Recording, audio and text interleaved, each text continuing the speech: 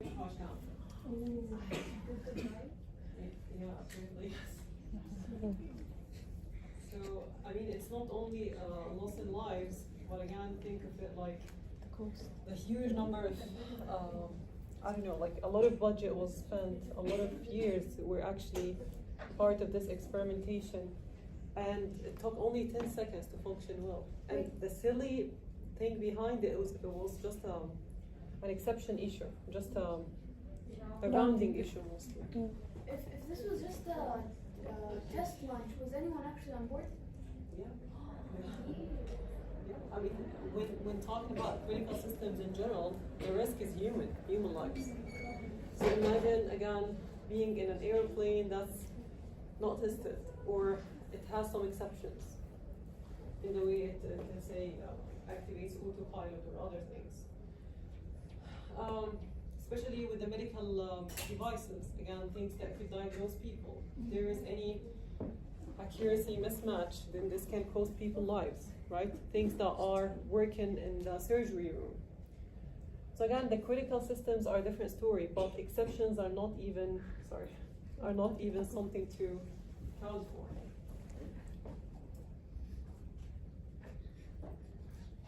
All right, now let's talk here back in the structure of these classes, how they are actually arranged. We agreed earlier that the biggest class of all, we know here as object, right? Then we can sub-classify this into other classes down. Throwable is the main one. So after object comes throwable. Now after throwable comes exception and error. Now what do you think throwable is? Is it a class?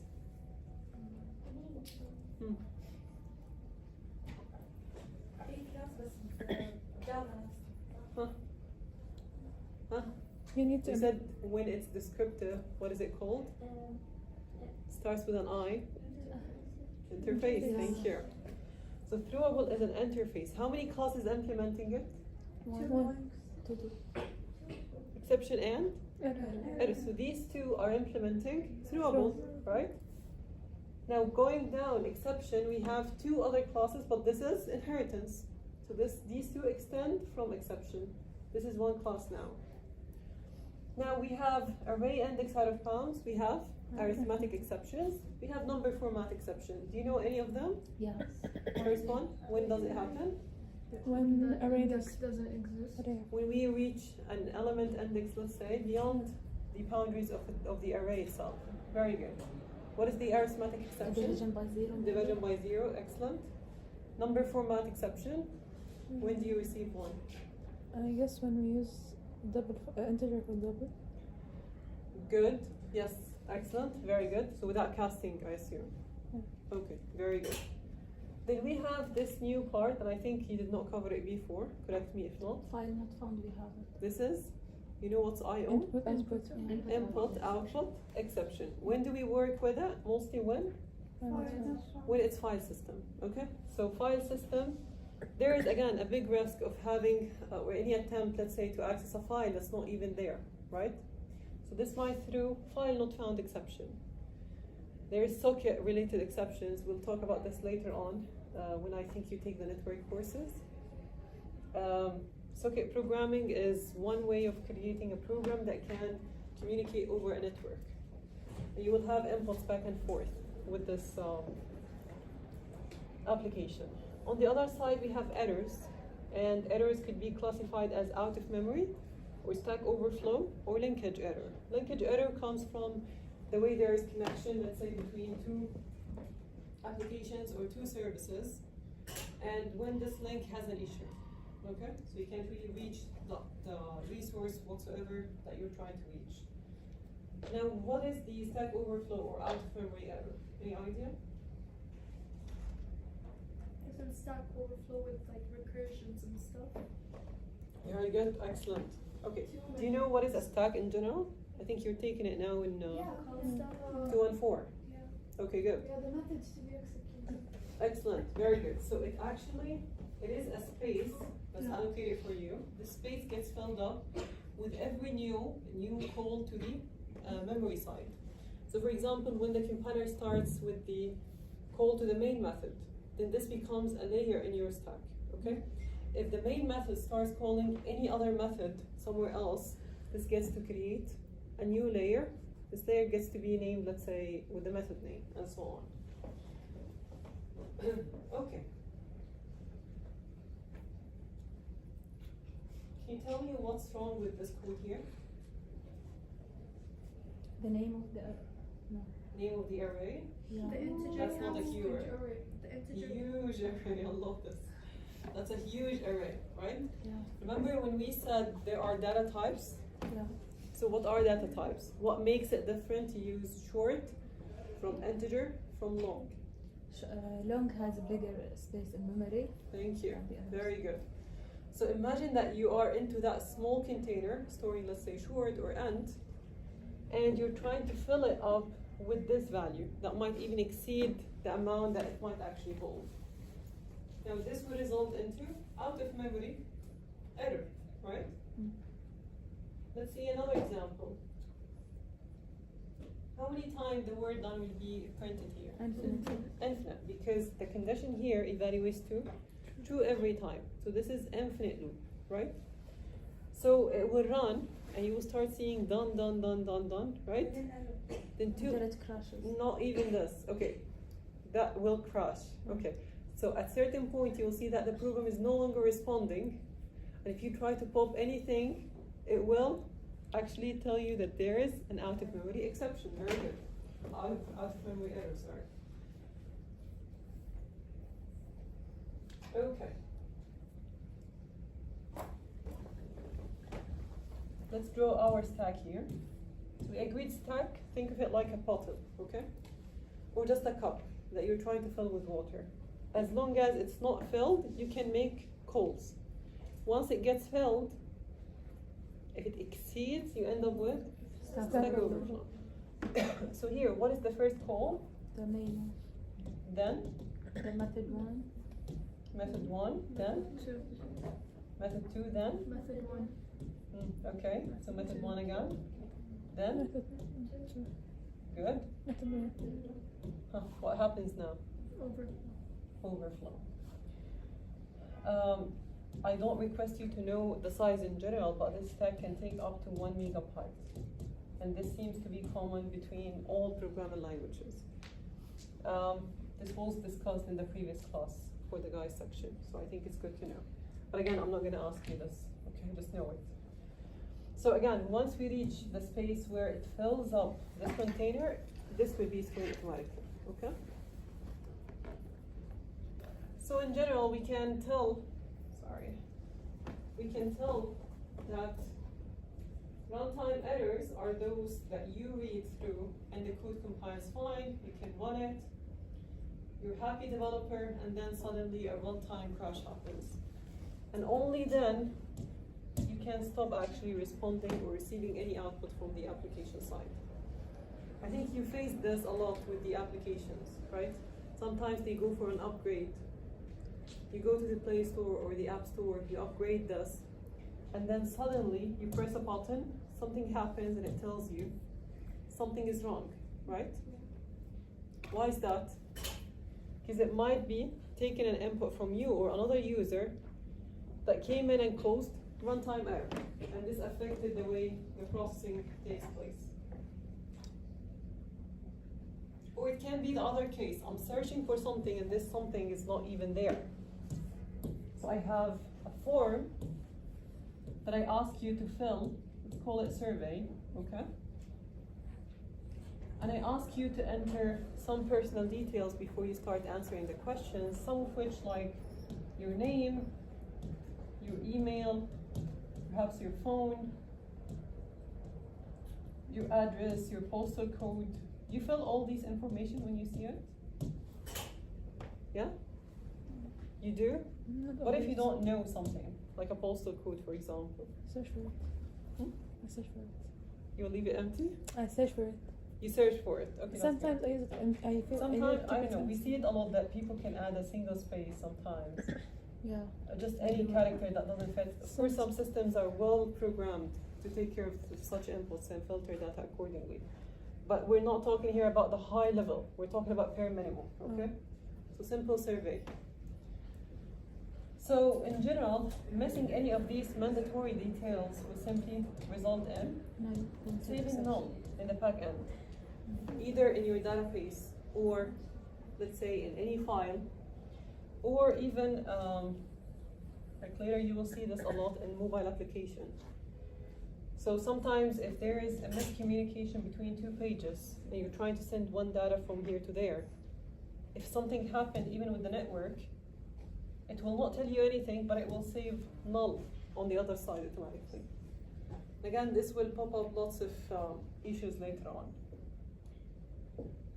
Okay, so of course this is not how things go. Like we never pass a null value by value here. But simply this happens through user inputs. Think of it this way.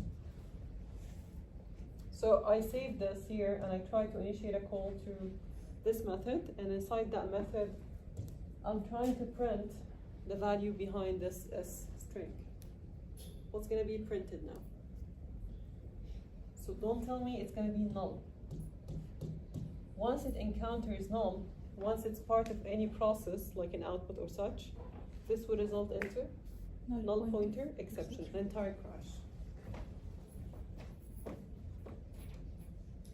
That's why we introduced the idea of try and catch. So what's try and catch? So there is a piece of code that I'm doubting. It might work and it might not work. So I give it a try. Yeah? I just say, I'm trying this. If things work, we resume. If it didn't work, I try to I try to catch this. Yeah? So we will talk here about three main things. Try, catch, and finally. Who can tell me what is finally? How different is it from final? Yeah. It executes. So if there is an exception, does it execute? Yes. If there is no exception, does it execute? Yes. So finally, it means we execute it regardless. Okay? So try again is a block where you place anything you are doubting. Okay? And if anything happened here, it can be code. Can I have a try without catch? No. Can I have a catch without try? No. Very good.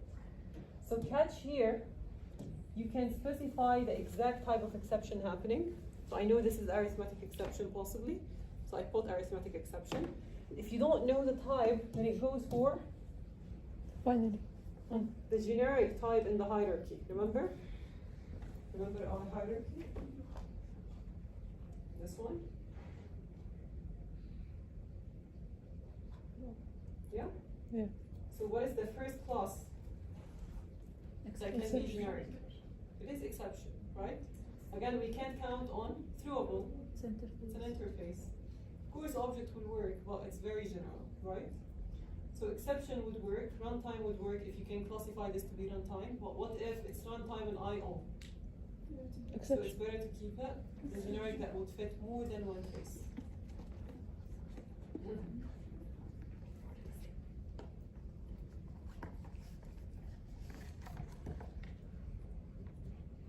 Okay, can you tell me now what's the output here?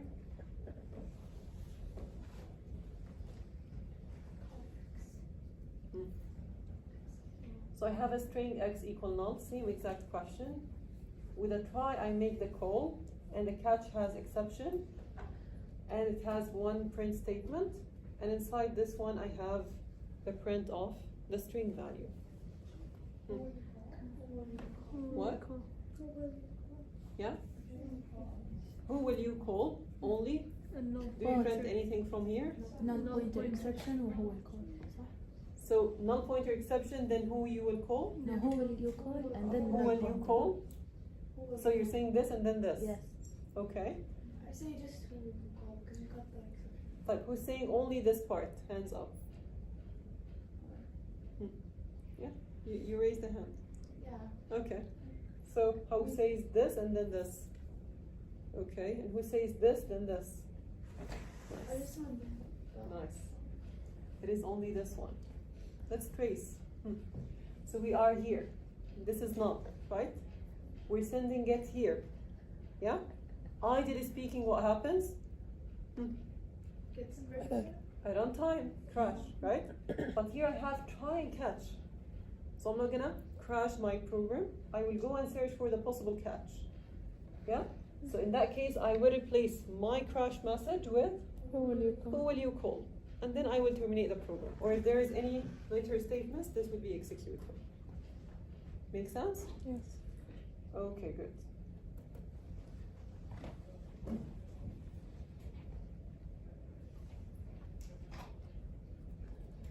Okay, how about this now? Same program, just slight difference.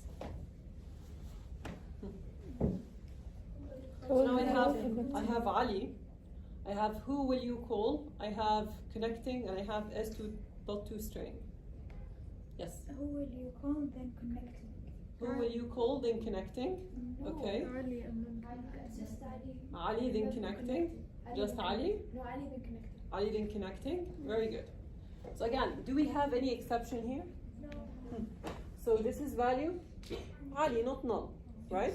So with this call, again, I'm trying, I'm doubting. It might work, it might not work. So I'm sending it here, right? And this had no issue, so it printed for me the word Ali. And then catch is not even touched because there's no exception. Then the finally runs either ways. Yes. So this will print Connecting. Ali, then Connecting. connecting. Very good. Right, same code. I'm changing Ali to null. who will you call? Who will you call? Connecting. Yes, who will you call them? Connecting. Connecting. Very good.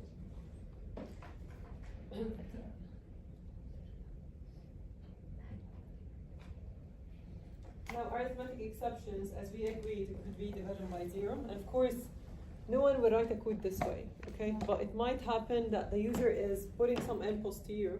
These inputs are part of later math operations. And it might be the case that you try to divide by this number at any point. So you might actually fall in the crash at this point. So again, it comes from the user input, not just fixed values. Okay.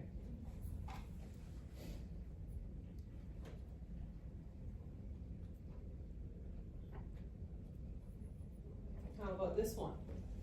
How many elements do we have in this array? 3. So let's assume I have 1, 5, and 8. Can you tell me what's the output? Error. Index out of, yeah, Index out of bounds, array index out of bounds. and of range. Exception. Very good. So again, why? Because I'm trying to reach an item That's not beyond the boundaries of my array. So again, array is 3 items. You start from index 0 all the way to two. n minus 1, which is 2.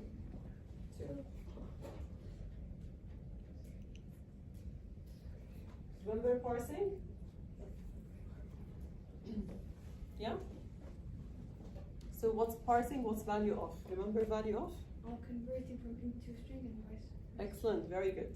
So when does it happen? Let me just show you something. I can have a string value. Let's call it x, and it does store the value 2. Okay? And I'm trying to print x plus 2. Can you tell me the output?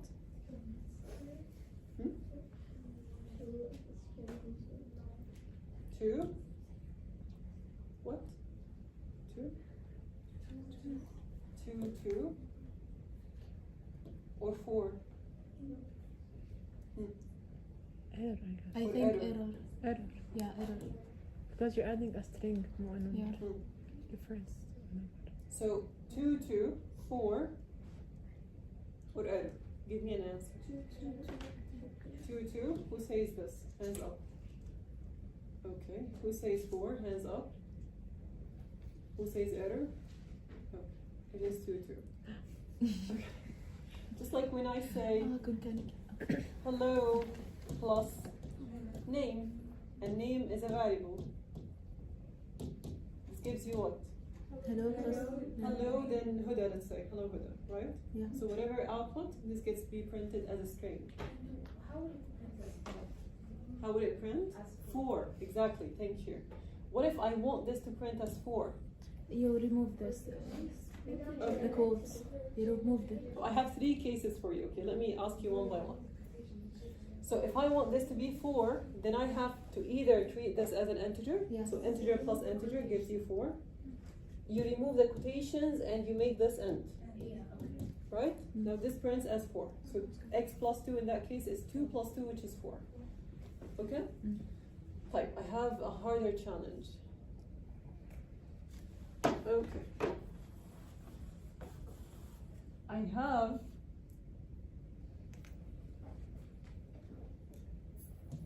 character x equals 2. Same statement. And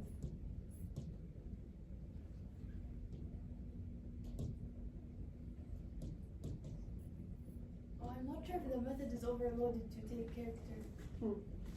again? I'm not sure if the method is overloaded to take character or accept character. Is there a version that accepts So string and character are treated almost the same. Almost the same. Yeah? Because again, a string is made up of characters. So the smallest unit will build up. So this is fine. So it's not the case. I'm asking you what's going to be the output. We're saying x plus 2. Actually, the ASCII code. Yeah, the ASCII Thank code. you. So if the, I'm not sure exactly what is the ASCII code. Let's assume this is 100. I don't know. Just the number. I'm not sure what is it exactly. Let's assume it's 100. This is going to be 102. So here we can say that characters and integer are compatible, right? I can simply switch between any value here that's a character and a number. But the value of the number is not going to be as you write it here. So it's not going to be 2. It's going to be whatever is the equivalent from the ASCII code.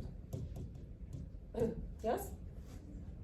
So even if this was an A, you would go search, this is let's say 95, then this is 95 plus 2, and so on.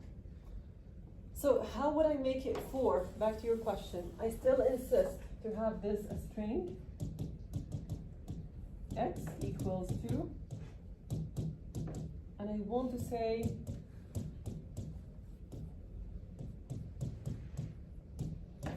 I want to print this and the whole output gets to me as 4. How can I do it? 2 things. One of which is parsing. Yeah? So parsing is what can convert to you a numeric string to a number. Yeah? Or vice versa. And this applies to characters as well. It applies to Characters as well. characters are self-compatible. You don't need to convert them. No. So here, sorry. So yeah, from numeric string to a number, or if, okay, so this number can be simply an int or double. That's what I wanted to say. Int or double. So if it's int, I use integer dot parse int. If it's double, I use double dot parse double. And this is simply converted. One more thing, we call it value of. Value of is a method that's built in again. Again, we can use it to convert between string and numbers. So if I say string.value of, it means convert this into a string. If I say integer.value of, Convert it to then integer. this converts it into an integer. Same for double and so on. So that's what actually happens here. I'm trying to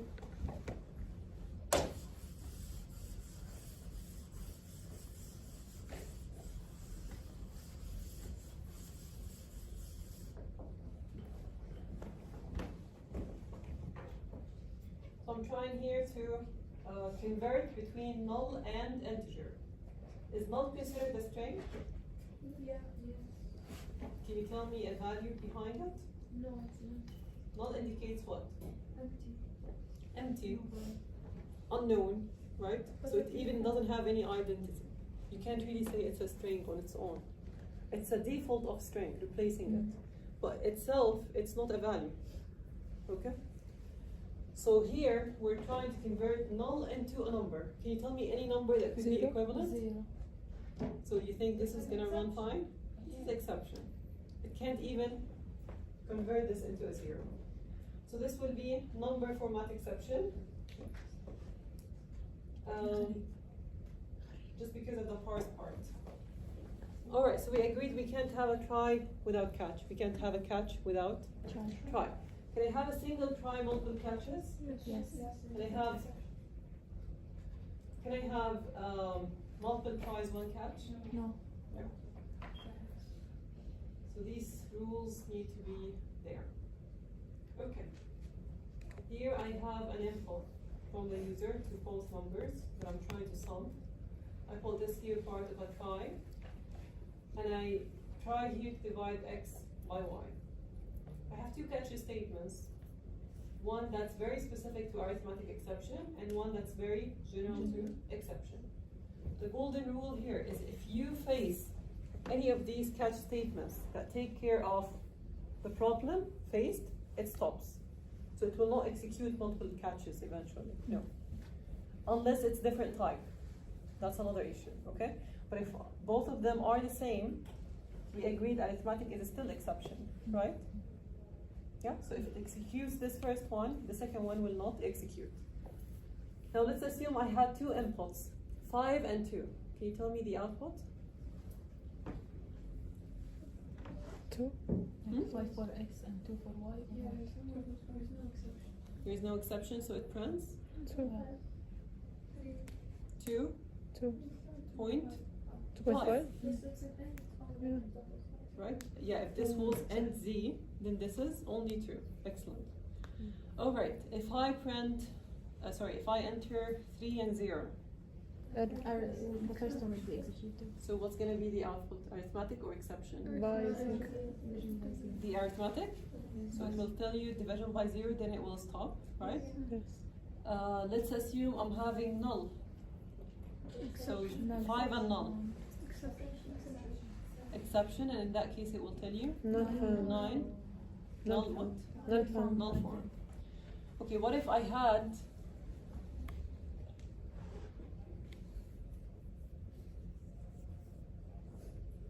what if I have null here, this is null, and y is 5. Null found. Not found, correct. Why? Go to the exception Excellent. So again, it's null found. What if this is null and 0? Division by 0? The There we go. Really? Very good. So the first match, and then it will stop. Very good. طب 0 على null. So why don't we just use FL statements? If it was 0 over null. 0 divided by null. 0 by null. You tell me. 0 by null. Exception A. 0 has no issue, right? So in that case, exception. And in that case, null count. Like, why don't we just use FL statements? Yeah. Because sometimes we don't know the exact problem. Thank you. Sometimes we can't really tell what is the main issue, right? That's why we're trying.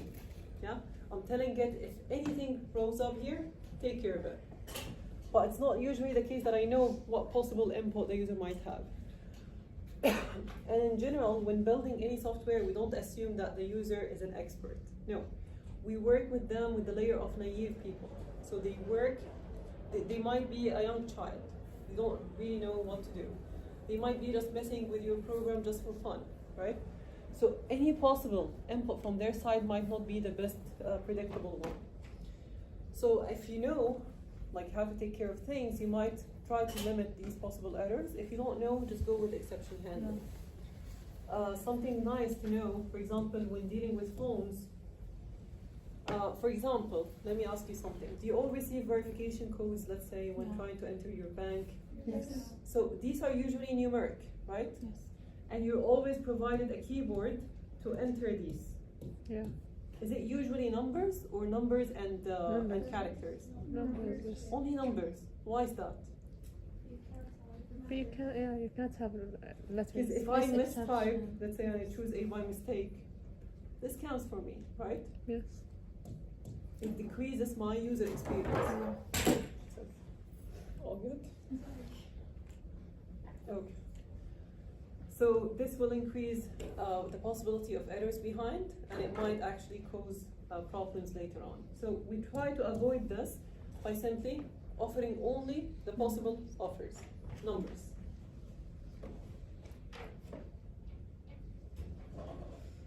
All right, then we jump into the idea of throwing an exception. So sometimes I'm trying to create a method that will, for example, calculate the area of a given circle. So ideally speaking, this is what? How do you calculate the area? Math. Pi r squared. Pi r squared. What if this r is 1? Can you tell me the value? 3 point. Very good. What if it's 0? 0. 0. What if it's a negative 1? Negative 3.42. So I heard it. No error, Yeah, right? it's logical error. That's logical error, right? What if I want to prevent this? So I still can have this without any syntax problem, without any runtime problem, but it will result into a logical error. Logical. So I can customize my own possible errors. I'm asking you to input the value for the radius, but I want to make sure that this value is not 0, is not negative, yeah? And if you try to enter any of these, I will simply tell you, okay, this is gonna result in a possible error, yeah? So again, this is where we customize our own errors with the beauty of having this externally made into another method, okay? So I'm throwing this exception and I'm waiting to see who's gonna catch it. So this is how it works with a single exception. And this is how it works with multiple exceptions. So we use the keyword throws with an S. You see that? Mm. There is an S here. But here, when you try, or if you use if else statements, we declare a new exception. Again, this is not something that's well known, right? We agreed this could be any possible exception I'm creating from my head. So through a new exception, and then here I customize the way it is printed. Through here comes without S. So these are two keywords. This one declares, this one uses. Yes? No? Okay. And again, if this is more than one, then I just use a separator comma.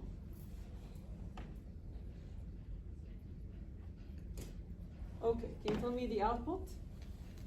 I have two classes here, and I'm trying to create an object, and I send value -1 here for the constructor.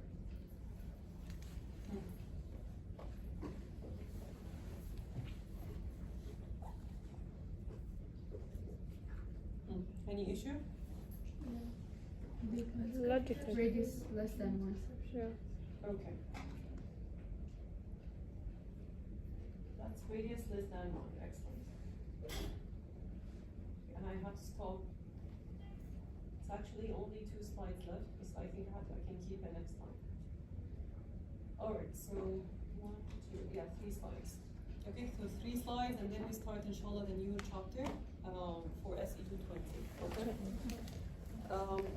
Did you start your lab or not yet?